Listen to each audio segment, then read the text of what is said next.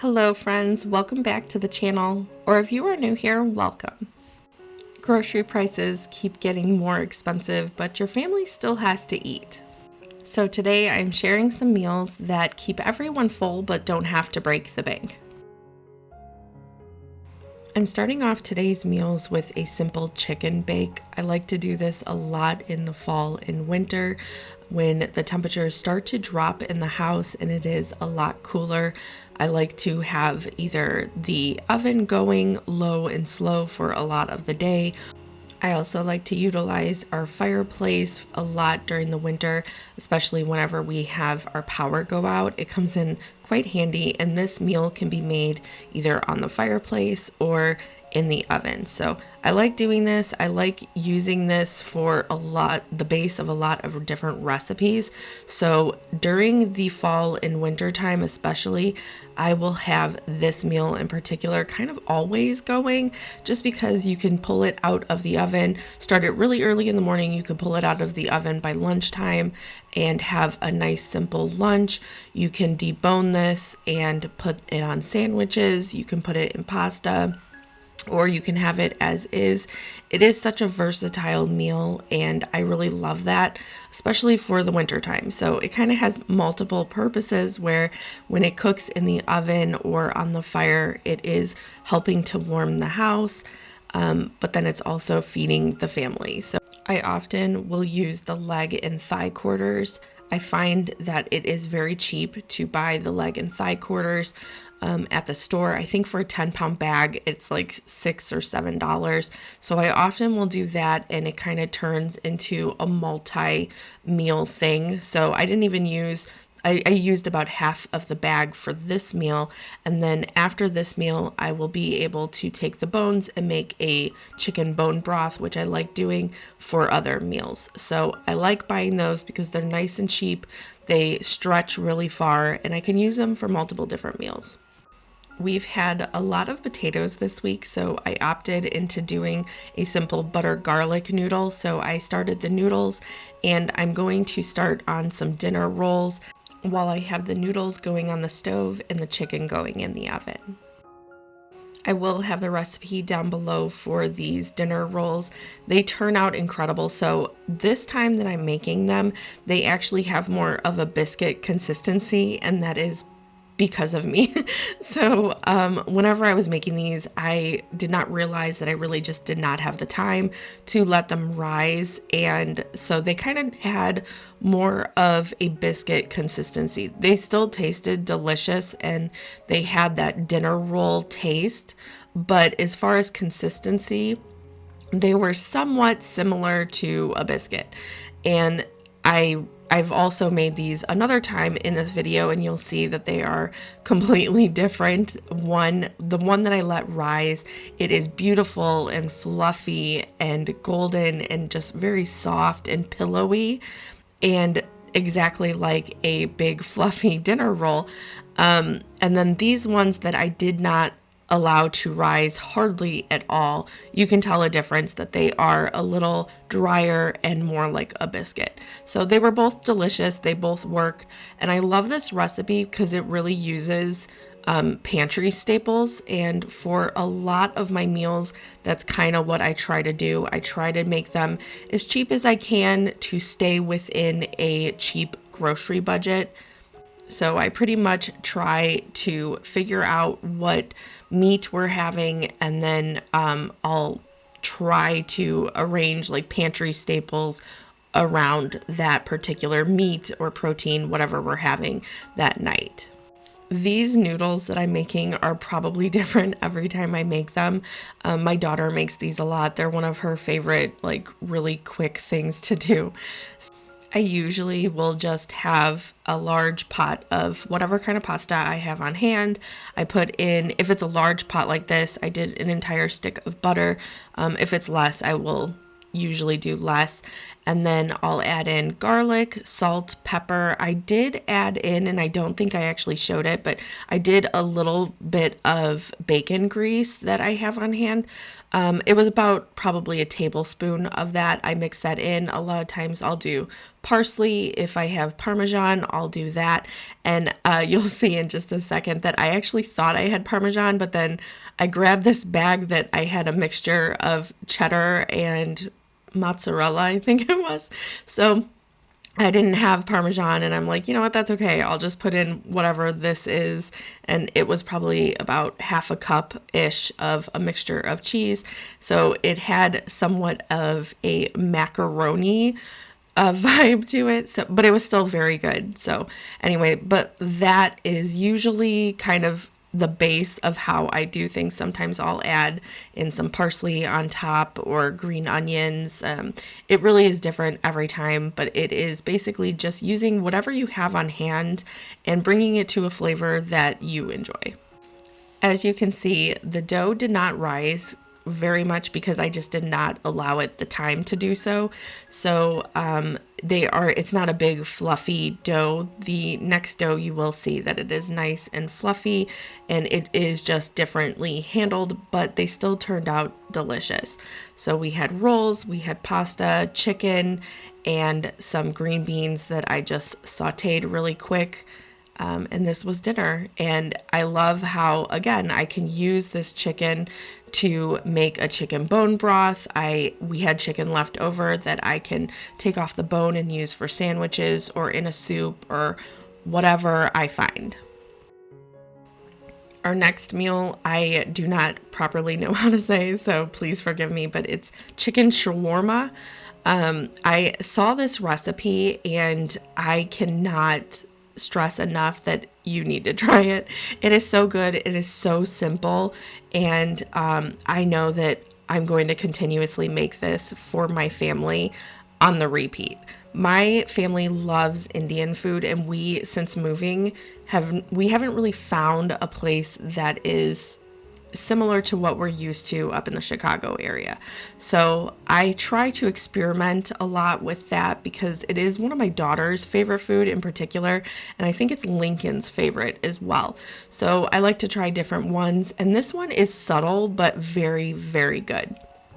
So I'm adding in about a teaspoon of all of these different ingredients. I did end up adding a curry powder. I don't believe the recipe asked for that, but I will have the recipe listed down below if you're wanting to try this one out for yourself. What I did was I sliced up a bunch of chicken breasts. I want to say it was like 3 or 4 chicken breasts, and they were probably on the smaller side. I sliced them up into strips, and you can either grill these or cook them on the stove. I just decided to cook it on the stove because my strips were a little smaller, and I felt like that was a little easier. So I sliced them up, and then I put all the seasonings and some lemon juice, some olive oil, all of that in there, stirred it up, and then I put the lid on and put it in the fridge. I did that in the morning while we were doing like some schoolwork, and then by dinner time it was nice and marinated. Now I am going to be making my homemade naan bread. I have the same recipe for this kinda that I do for my tortillas.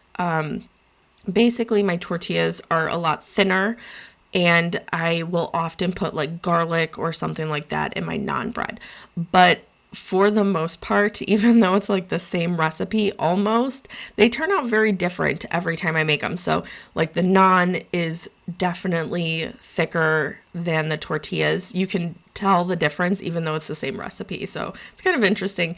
But I love this recipe also because I didn't know that it was so easy to make this stuff. So whenever I started making this a couple years ago, I was pretty shocked at how easy this was to come together and how little ingredients you actually need. So if you're trying to make the switch of, buying tortillas or naan bread, which can be a little bit expensive in the store sometimes, making that switch is actually very, very easy. So that is what I'm doing. I am putting in rice, and you'll see that I put potatoes in too, because when I poured the rice in, I did not realize that we only had that amount. And I was like, oh no, that's not going to feed everybody. So I ended up dicing up some potatoes. I put that in, and I'm seasoning it with like some curry powder, salt, pepper, and I think this is like a Cajun seasoning that I just put on. I'll put in some water. You could also do broth for some more flavoring, and I'll put the lid on and let that kind of fluff up. I usually aim for about 15, 17 minutes for it to fluff up.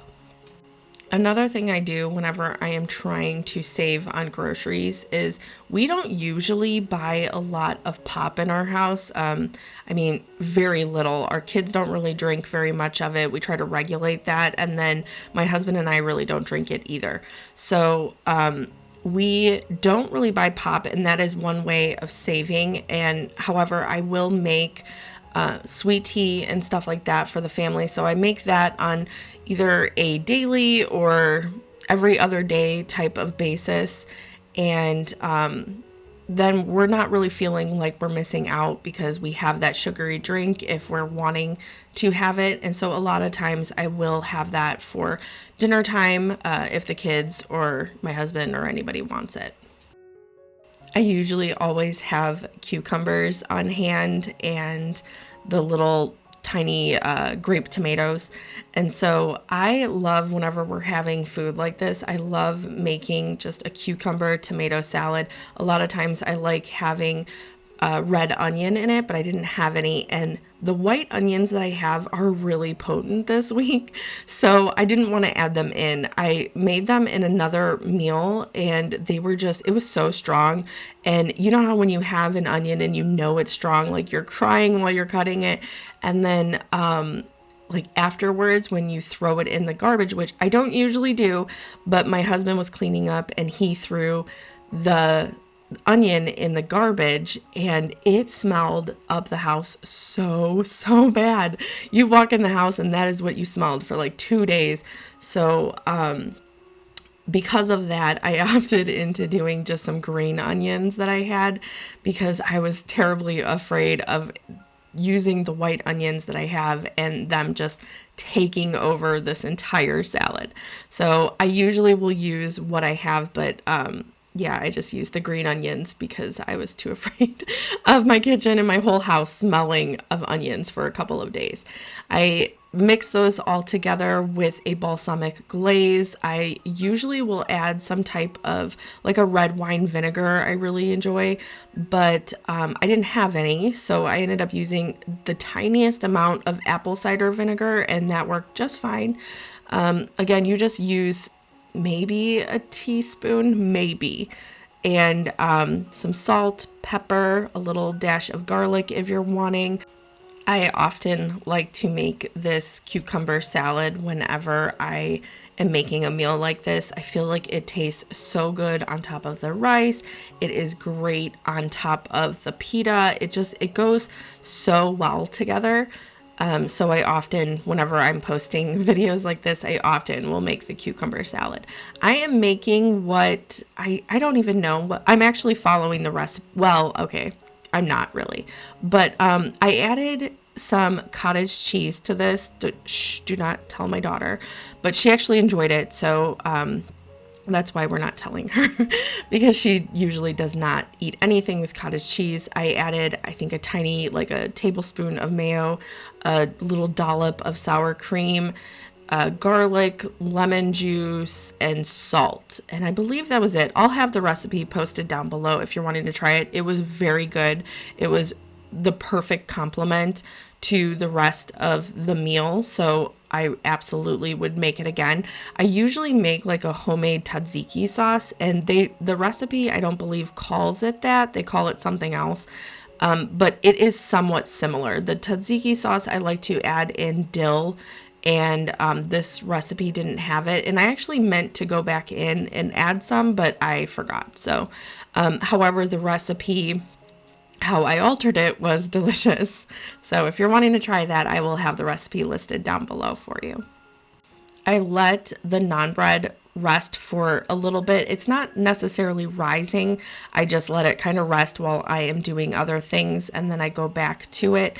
So I divided it up into, I believe, 8 pieces, and then I roll them out. Now I try not to get it very thin, like as if you were doing a tortilla.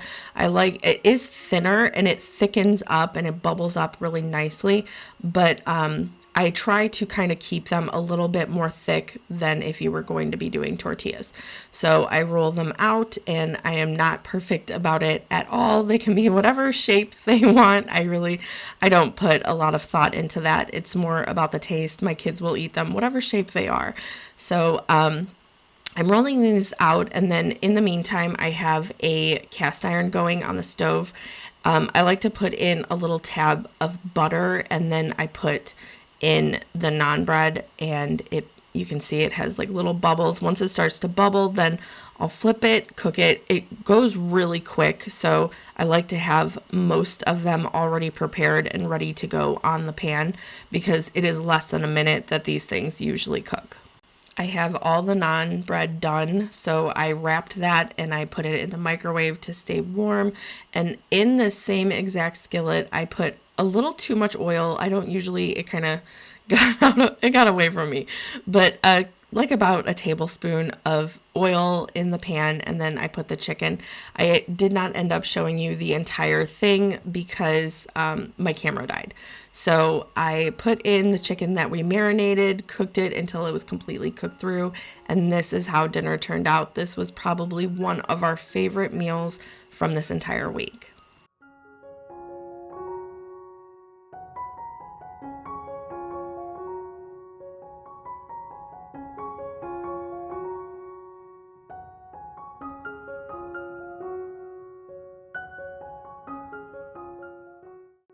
We are moving on to the very next meal, and I feel like it looks very similar to the last, but it has more of a different taco feel to it. So I got this cheap package of pork chops.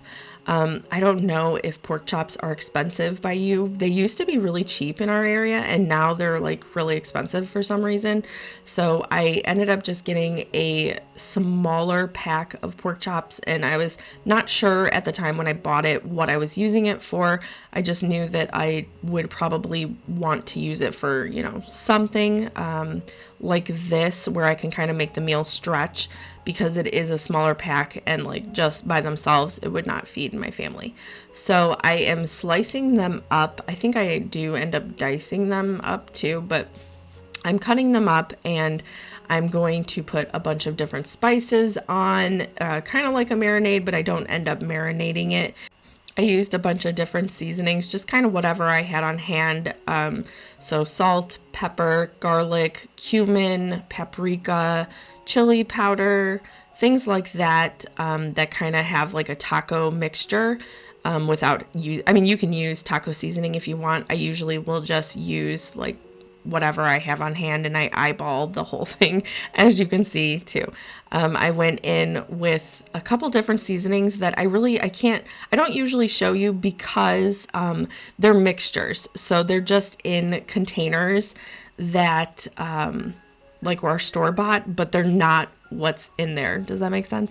So we have a friend that he always makes different kinds of seasonings by mixing other seasonings, and I don't know, he does this all the time, and he always gives this to us in different packages, and then like he'll write what it is on it, but really, does anybody know what's in it? Not really. They usually taste good, and I usually will use them in my recipes, but I don't end up showing you because it's just a mixture of stuff, and half the time I don't even know what's in it. So anyway, you can use a taco seasoning. I just used kind of a variety of taco flavored seasonings, and put that all in, mixed it up really well so all of it was fully coated.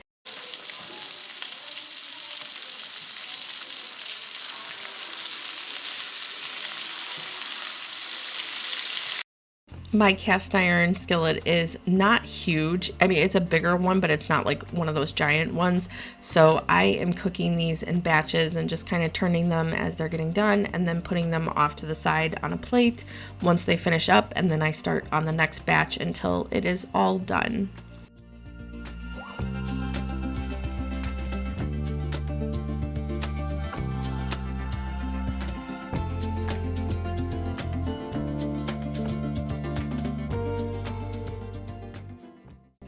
Here is the onion that I was referring to earlier, the potent guy. This is him. You will see, so I have, a while ago, I started saving like all of these scraps. So I put them all off to the side and I save all the scraps, the bones, I save all the things that you normally throw away from like an onion or the celery or the carrots. All of that stuff I keep in a large gallon-sized bag in my freezer. And then once I fill that bag up, then I make a really nice broth with it. So I actually have like 3-gallon bags. I need to actually spend some time making some broth, but I just have not had the time. So I put those off to the side. You'll see I will put them in a baggie to put in the freezer. I put the onions because traditionally, like, you know, street tacos, I wasn't necessarily going for street tacos, but, you know, just some very simple taco. And they traditionally have like a white onion on top, so that is why I cut that up. However, it was so potent that it barely got used. I'm cutting these all up in bite-sized pieces, and then I'll put them on a corn tortilla with some very simple, like, I don't even know what I call it. It's like a ranch dressing almost with some taco seasoning stuff in it, and I think I usually use like a hot sauce. It's just something that I usually will throw together, and with whatever ingredients I have when we make tacos like this. My boys really like it. My daughter will not eat it, so she doesn't eat any sauce of any kind usually. But it's something that I like making, and really there's not a recipe for it. It's just something that I kind of throw together. So I'll put a little bit of the sauce on the tacos. I will put some of the onions, and I have some verde salsa that I end up putting on too. It was a delicious, very simple, and very cheap dinner.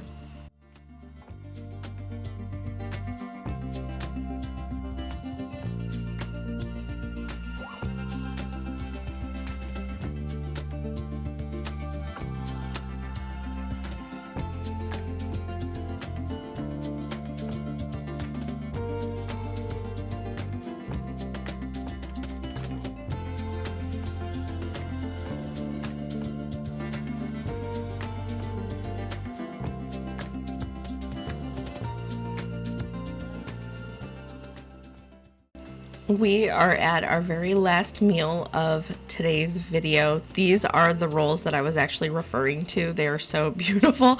They're like the perfect dinner roll. So anyway, we'll be making those. And this is like the perfect meal. I don't know why I don't do this very often. When you are not wanting to like really cook things and it's just like, ugh, I do not want to cook tonight.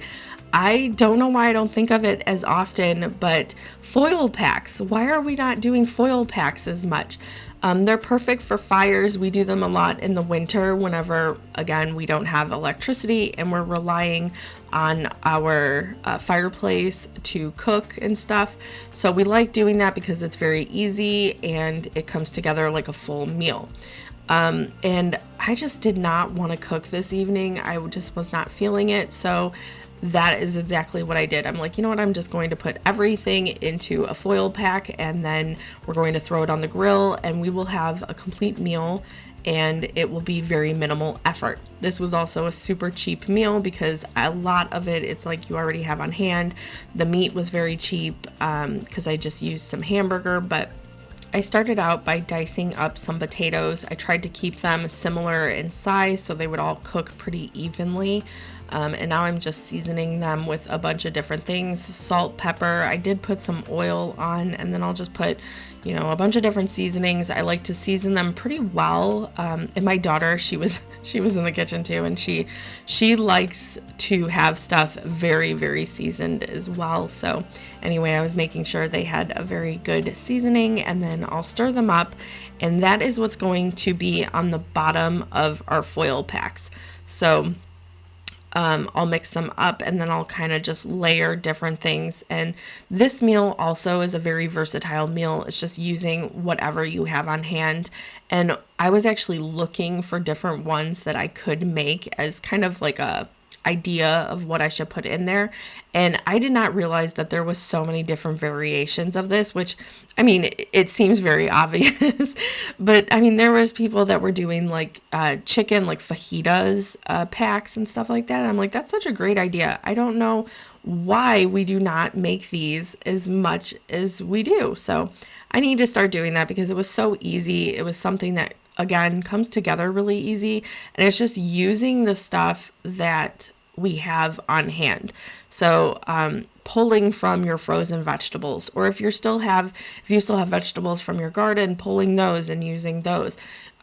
Using whatever protein you have. If you have chicken, if there were people that did shrimp, which sounded awesome too. We were getting kind of low on our meat, so I ended up just using some ground beef that we had, and I mixed it with a bunch of seasonings and breadcrumbs, and just kind of did what I wanted with it. And it was almost like a meatball, but I was even lazy enough to not form them into a meatball. So just doing whatever you have, using whatever you have on hand is ideal whenever you're trying to save on your grocery budget. You really just have to have somewhat of a plan, buy your proteins or whatever you're wanting to base your meal off of, and then just building a meal on that. That ends up saving my family quite a bit on our grocery budget.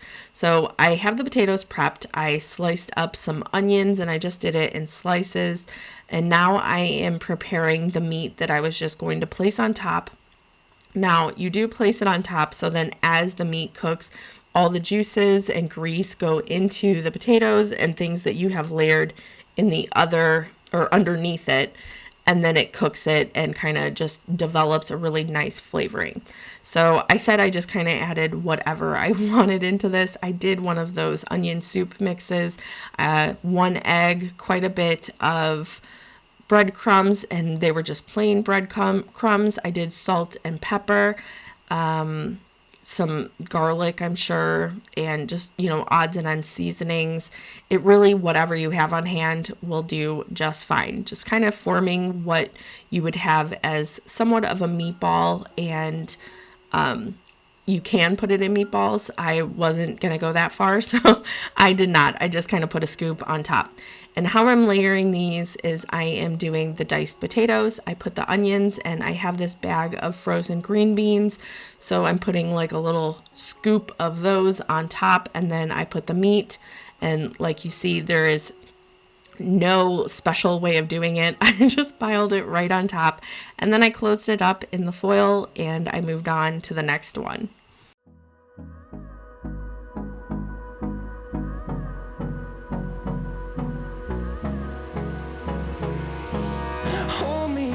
Till I get up, time is barely on our side. I don't wanna waste what's left. The storms we chase are leading us, and love is all we'll ever trust. Yeah, no, I don't wanna waste what's left. And on we'll go, through the wastelands, through the highways, till my shadow turns to sun rays. And on we'll go, through the wastelands, through the highways, and on we'll go.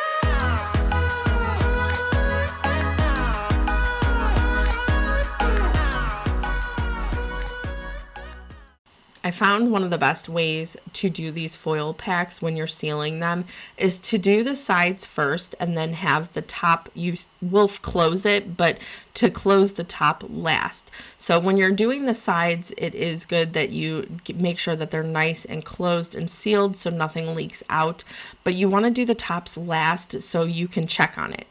So they'll kind of like steam and stuff, but you can take it off the grill and open it up from the top, and if it's not done, you can seal it back up and put it right back on the grill.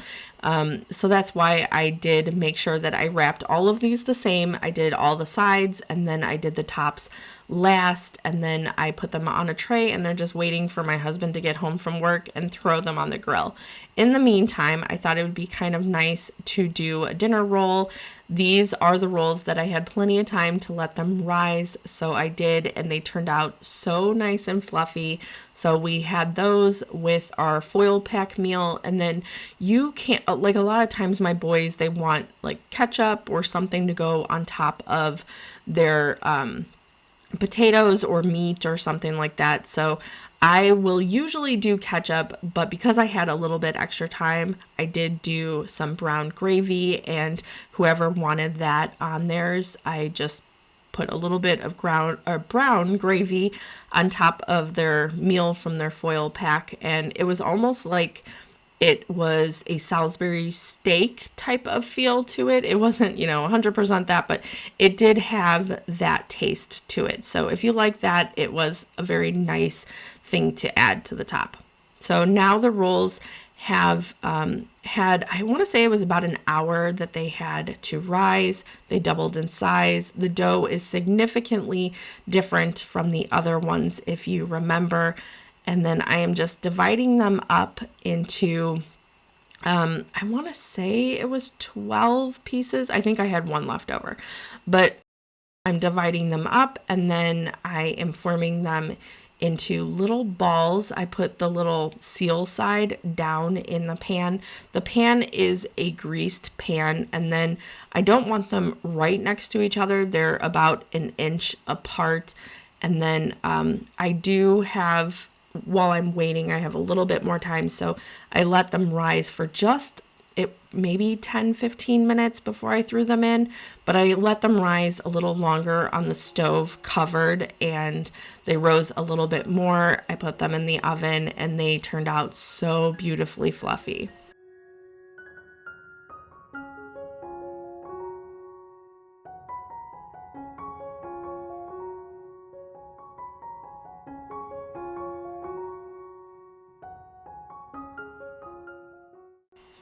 What gives it that nice shine after they are all done is some melted butter on top. So I am brushing some melted butter all over these. And the only thing that I felt like maybe they were lacking, and it was interesting because I thought this, but I didn't say anything. And my husband is the one that said something, which usually he does not.